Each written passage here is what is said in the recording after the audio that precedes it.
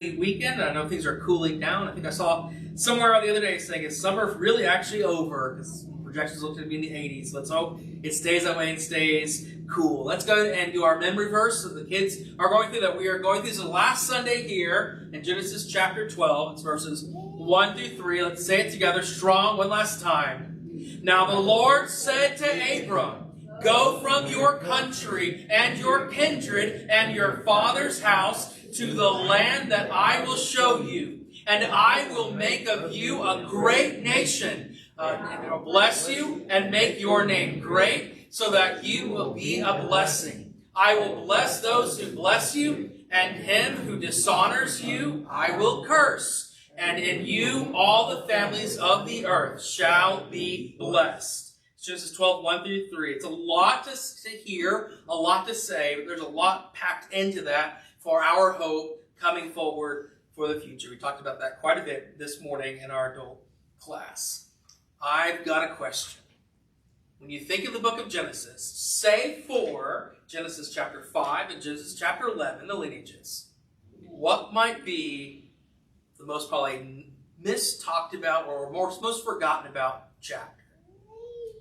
What would you think? And if I said, what is Genesis 38 about? Could you tell me what it's about? I heard it over there, so at least somebody knows it. It's Judah and Tamar. This is probably one of the weirdest placements of a chapter of a story that I can think of in almost the entire Bible. Because it fits in such a weird place. It seems so out of pocket in the middle of the story of Joseph. A great individual modeling ourselves after, be seeing and knowing how strong of a man of faith, of valor, of integrity he is. Why does Judah and Tamar, a not good story by the way, why does this happen and take place? I'm going to argue and tell you, it's there because it reflects and helps to emphasize Genesis 39. That's what we're doing this morning. We're going to be looking at Genesis 38 and 39, the story that goes along here, a chapter that is largely forgotten, largely overshadowed by chapter 39, which is Joseph and Potiphar's wife. To look and ask and identify this, what is hidden and what is seen. I want you to imagine real quick two houses side by side. From the outside, they look exactly the same. They are both clean, they're both well painted, and they are inviting to come in.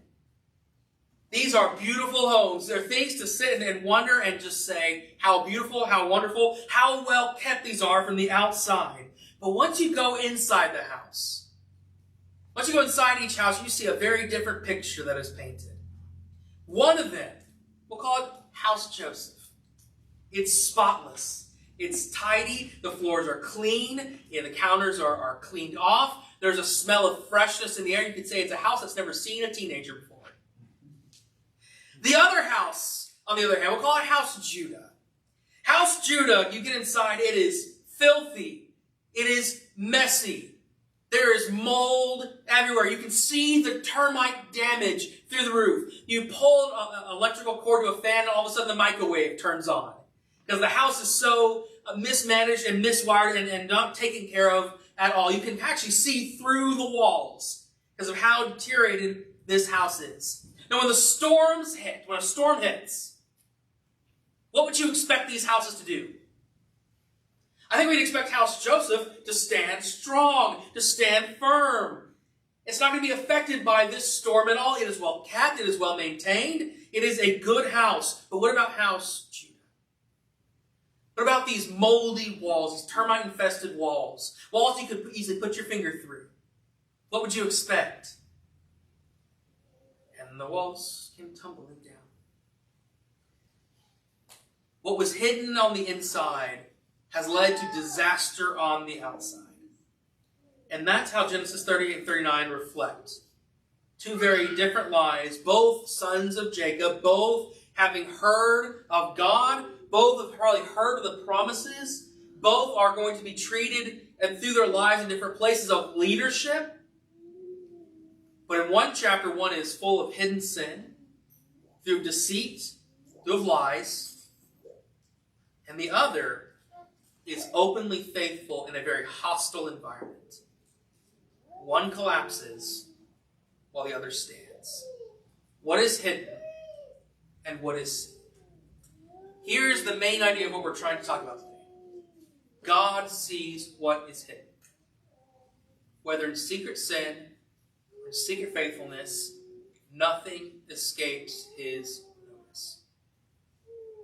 This is what we're talking about this week.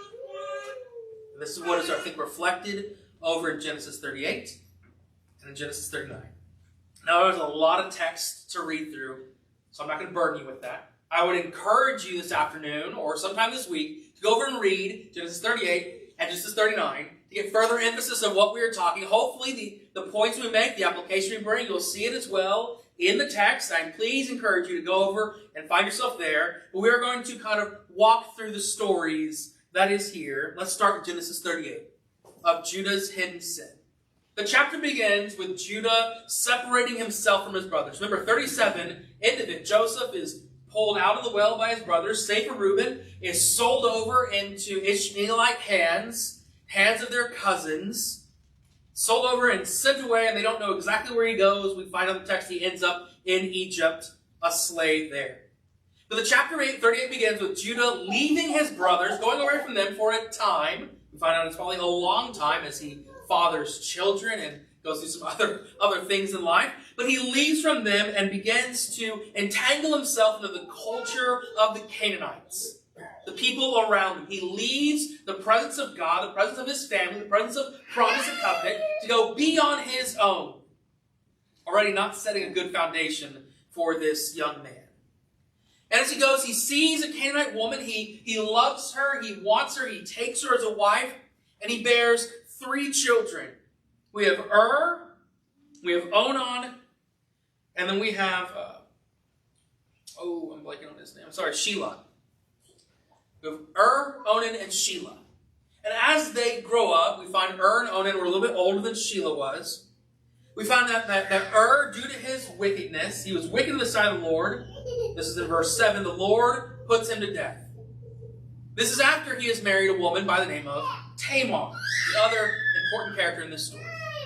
And in that time, in that culture, if you were married and had not borne children, the expectation was that your widow would be given to your brother, and the first child born from that union would be a representative of the first husband, so that his name and lineage could be carried on. Same thing actually happens over in the law of itself, the law of Moses. The Lord gives those provisions so that the inheritances of the land could be passed on through. This was a common thing in their culture in their time, and that's exactly what happens. Due to Er's evilness and wickedness, the Lord puts him to death, and then Judah gives Tamar over to Onan.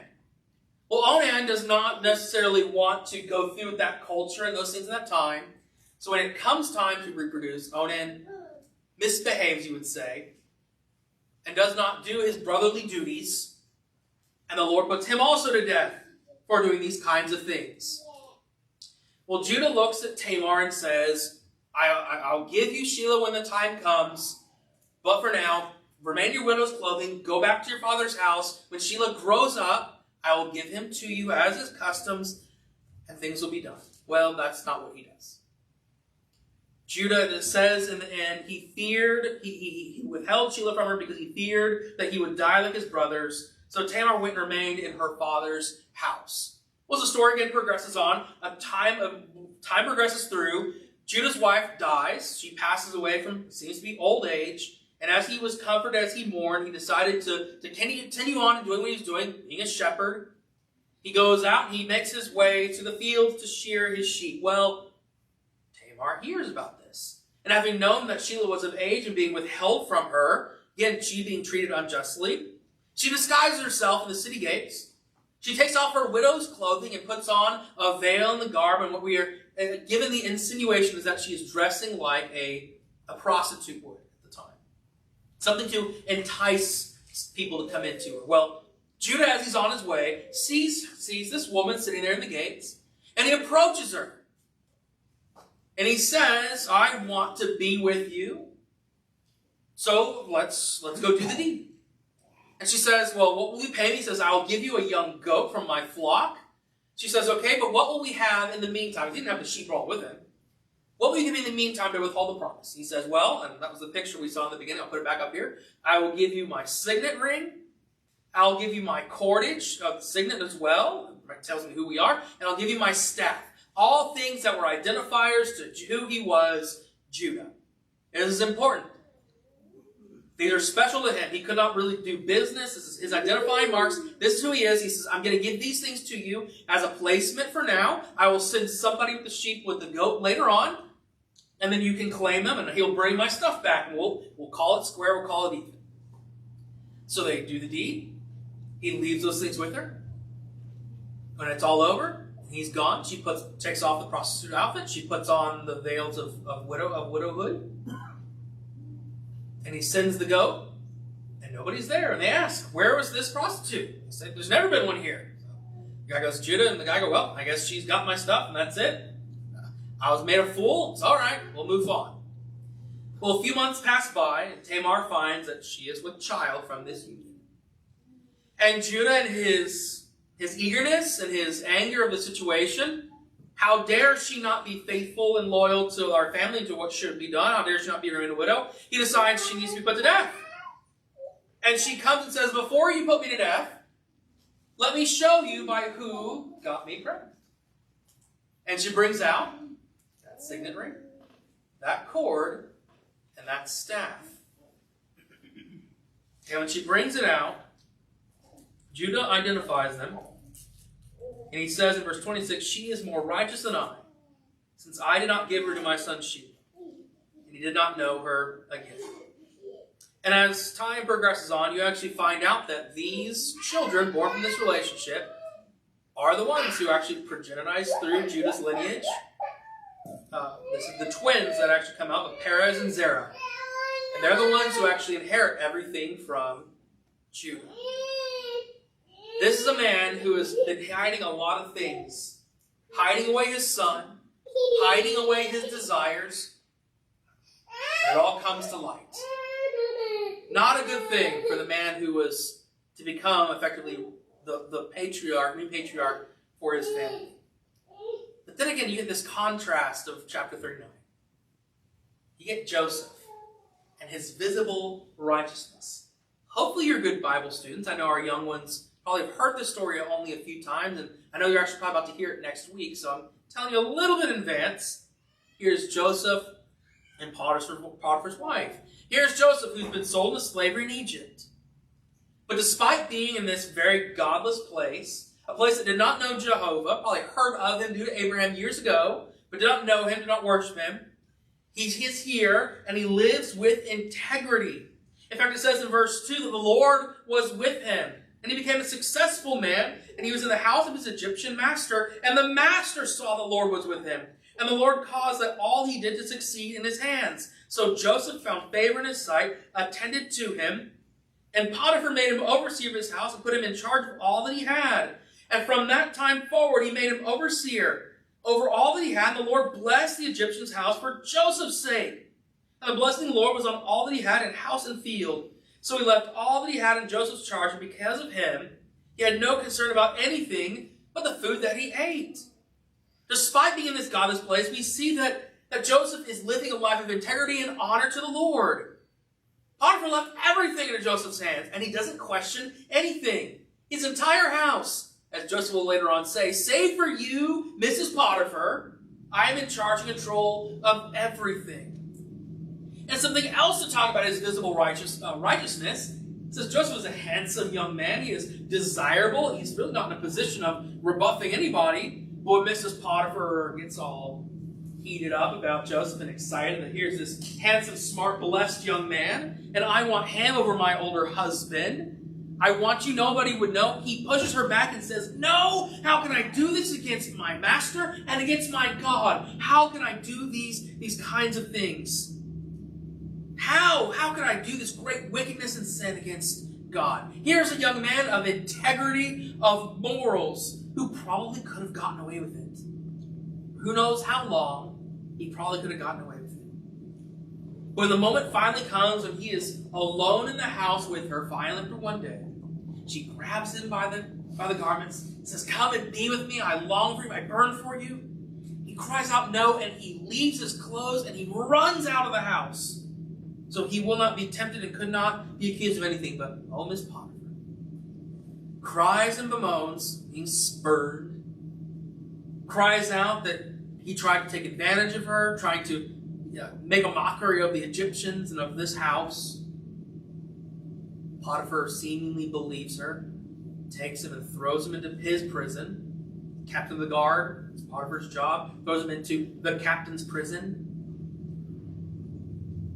He is falsely accused and imprisoned for years because of this. But what we see at the end of the chapter is, even while Joseph is being punished, God is with him. His righteousness, though not rewarded by men, is seen by God and is rewarded in kind in turn. And it's just the foundation for who he is and what he's going to do in Egypt going forward. God sees what is hidden, whether secret sin or secret faithfulness, and nothing escapes his notice. We see two men who have the opportunities to hide. One does, one does not. The one who hides fails. The one who stands with God in the light flourishes. And it is important, I think, for us to see as we walk through these things broken down even more important way. We see hidden sin versus open integrity. They both have special locations. Canaan land. Now, it's not home to the Israelites yet, but this is kind of Judah's home. It's where he grew up. This is the people that he knows and familiar with. This is a special area to him. Well, Joseph is sitting off in foreign land. He could have gotten away with anything and everything. He could have abandoned God, abandoned his beliefs, abandoned all principles, but he chooses not to. Where they're at is important because of the environment they're in. One is familiar, one is comfortable. The other is in a foreign place and is in hostile territory. This maybe is important to see and say about this hiddenness of sin versus forced to be integral to our integrity. It's easy to let the sin in our lives go undealt with, swept under the rug, because we're comfortable, because we're familiar with things around us. But when push comes to shove, when we're put into the hard places, are we really who we claim to be? Joseph does. When Judah is put into uncomfortable situations, he still tries to push his own narrative forward until he cannot ignore it any further. So it's literally in his face, then he admits his things, his problems. Different environments, familiar and easy, foreign and hard, and they operate two very different ways. But you see the sin that shows up. It's all around the sexual morality. Judah, sexual morality, that's his biggest problem there. The other one is, again, keeping the marriage things away from his daughter-in-law, which should have been given to her, which in and of itself was a form of sexual morality. Withholding what was Tamar's by right, by custom. But Joseph has no sin. In fact, if anything, he is sexually moral. He looks at, how could I do this wickedness against myself, against my God, against you, against Potiphar? How could I do these things? I'm a moral person. I know what is right, and I'm not going to abuse myself. He prepared himself mentally from the beginning. I'm not going to abuse. I'm going to remain with you. I wish when I was Joseph's age I had that gumption. Fortunately, I did not. Looking back at it now, I wish I could go back to little Ryan and grab him and shake him and say, don't do this. Don't do these things. Don't compromise yourself. This leads to so much heartache down the road. The sin is always found out. It is always there. In fact, you even get to see their mindsets a little bit. Judah becomes a victimizer. I withheld what was right to Tamar. I fell into my own lusts, my own desires. No one's going to know if I was with this prostitute. The things have gone away. It's all cleared and set. But when it comes to the case, I'm going to blame her. I'm going to put her forward and I'm going to burn, at least says, bring her out, let her be burned for her sin, for doing these things. He is victimizing truly, she's not fully innocent, I'll say, but in the grand scheme of things, she's less guilty than he is. Whilst they're still guilty, I do that. But he tries to victimize her in a way that he himself was just as guilty, if not more. While Joseph was being victimized. He just didn't want these things going on.